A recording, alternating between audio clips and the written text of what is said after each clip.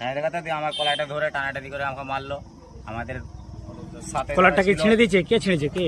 এটা হচ্ছে আমার কলাইটা ছিঁড়েছে সুখদেব দোলই। ওখানে বুথে কে কে ঝামেলাটা করছিল? কে কে? বুথে ছিল হচ্ছে সুখদেব দোলই, হারাধন মল্লিক, আর হচ্ছে আমাদের হচ্ছে প্রসেনজিৎ চানক। বাংলার আওয়াজ। নমস্কার, আদাব, সালাম। আমি নকিবুল ইসলাম, আপনারা দেখছেন বাংলার আওয়াজ। আজকে ঘাটাল বিধানসভার অমরপুর গ্রামে 6 নম্বর মোহনপুর অঞ্চলের অন্তর্গত, সেখানে তৃণমূল ও বিজেপির মধ্যে একটা ধস্তাধস্তি দেখা যায়। সেটা ভিডিওতে আপনারা দেখতে পাচ্ছেন। সে কিছুক্ষণ আগে আমি ছেড়েছিলাম, কিন্তু কারণ তখন স্পষ্ট জানা যায়নি। তারপর যখন আমি 6 নম্বর মোহনপুর অঞ্চলের উপপ্রধান মুস্তাক আলীর সাথে কথা বলি, উনি বলেন হ্যাঁ এই বিষয়টা শুনেছি, আমার কাছে খবর এসেছে।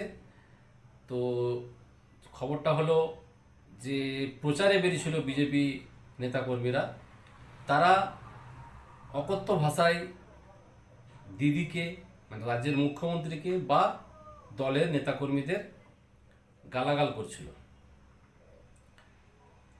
তারা খুব ভাষা খারাপ করে কথা বলেছিল প্রচারের সময়। তার প্রোটেস্ট করার জন্যই আমাদের কর্মীরা সেখানে এগিয়ে গিয়েছিলেন। এটা হচ্ছে তৃণমূল প্রধান মুস্তাক আলীর কথা, 6 নম্বর মোহনপুর অঞ্চলের উপপ্রধান। তবে সেই গ্রামের কিছু মানুষের সাথে যখন যোগাযোগ করার চেষ্টা করি, তাদের মধ্যে একজন বলেন, বেশ কয়েকজন বলেন যে এটা বিজেপির প্রচারে বাধা সৃষ্টি। তবে শীতল কপাট, ঘাটাল বিধানসভার বিধায়ক শীতল কপাট, উনি কি বলছেন? আজ 6 নম্বর অঞ্চলের অমরপুর গ্রামে আমাদের ভারতীয় জনতা পার্টির কার্যকর্তারা বাড়ি বাড়ি প্রচারে গিয়েছিলেন। সেখানে প্রচার শেষে তৃণমূলের নেতারা, ওই অমরপুর গ্রামের তৃণমূলের নেতারা যেভাবে সন্ত্রাস করে, যেভাবে আক্রমণ করে, সে জায়গায় আমাদেরকে ভাবতে অবাক লাগছে যে তৃণমূল নেতারা এখন থেকে ভয় পাচ্ছে। তো সেই জায়গায় আমরা ঘাটাল থানার ওসিকে জানিয়েছিলাম। প্রায় 1 ঘন্টা পর পুলিশ পাঠিয়েছে। পুলিশ কোনোভাবেই সেভাবে স্টেপ নেয়নি।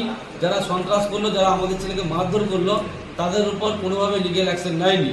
তো সেই জায়গায় আমরা বলবো যে আমরা যারা ভারতীয় জনতা পার্টি রয়েছি, যে সমস্ত তৃণমূল নেতারা সন্ত্রাস করছে, দাদাগিরি করছে, সময় এসে গেছে তাদের উপযুক্ত শিক্ষা দেওয়া। তো সেই জন্য আমরা হাত গুলিয়ে থাকবো না, আমরাও উপযুক্ত ব্যবস্থা নেব, শুধুমাত্র সময়ের অপেক্ষায়। তবে একটা কথা বলি, এই ভোটের সময় হলে পরে এরকমটা হয় কেন?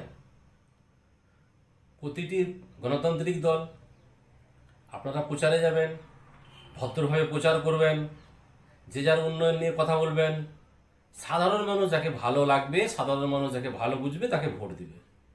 কিন্তু এই মারামারি, এই ধস্তাধস্তি, এগুলো কেন? কারা এগিয়ে আসে এটা করতে? যারাই করুক না কেন, এটা কিন্তু ঠিক নয়। কেউ কাউকে ছোট করবেনি, কেউ কাউকে গালাগাল করবেনি, কেউ কাউকে